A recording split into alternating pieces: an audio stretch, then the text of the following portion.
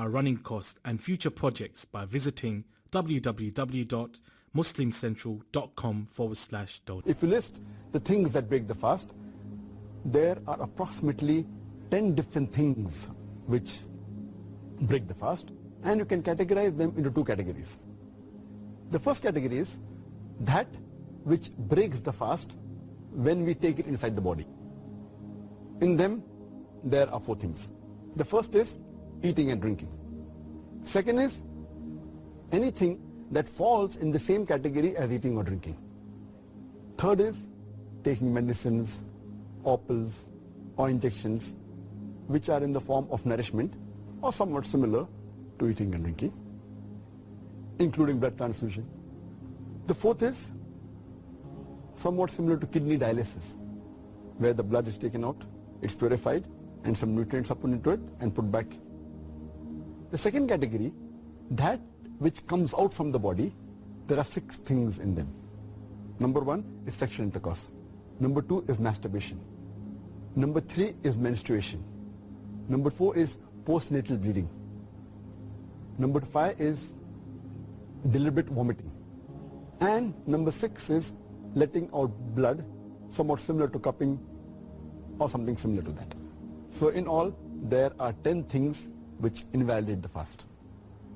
Of those 10 things you've mentioned, could you now tell us which is considered to be the most serious and sinful act which invalidates the fast? The act which is the most sinful and most serious amongst all of them which invalidates the fast, it is sexual intercourse. That when you have sexual intercourse and when the two private parts meet, then your fast is invalidated, whether ejaculation takes place or not. And you have to repent for that. You have to complete the fast for that day, and you have to make it up later, and you have to pay a penalty, that's kafara. According to the Sahih Hadith, in which a beloved Prophet said, it's mentioned in Sahih Bukhari, volume number 3, in the book of fasting, Hadith number 1936, where a man comes to the Prophet and says that I am ruined. Oh Prophet, I am ruined. The Prophet says, what is the matter? The man says, I had sex with my wife while I was fasting. So the Prophet says that, can you free a slave? So the man says, no, I cannot. Then the Prophet asks, can you fast consecutively for 2 months? Can you fast continuously for 60 days? The man says, no, I cannot. Then the Prophet says that, can you feed 60 poor people? And the man says no, and the hadith continues. In short, we come to know from this hadith that if any person does a sexual intercourse, it is one of the major sins. It is the most serious and sinful amongst all the things that break the fast. The person who does this sin, he should immediately repent to Allah subhanahu wa ta'ala and ask for forgiveness. He should complete his fast for that day and make up for that fast later on after Ramadan. And he has to pay a penalty, and the penalty we come to know from the hadith is that he either frees a slave if he can, if he does not have the money to free the slave, or he cannot find a slave to free, then he should fast for 2 consecutive months.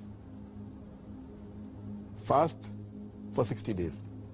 If he cannot do that also, then he should at least feed 60 poor people.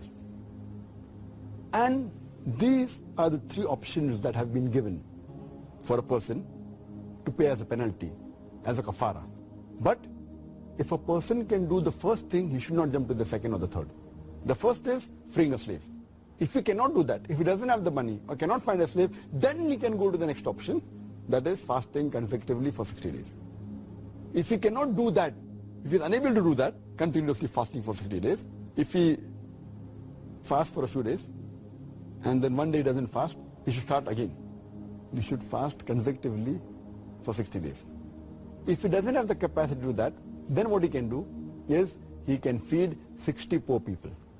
And each poor person should be fed with approximately half sa. Each sa is equal to 3 handfuls of outstretched hand of wheat. So half sa per person, or the food that is there of the land. So 60 poor people you should feed. This is the kafara the penalty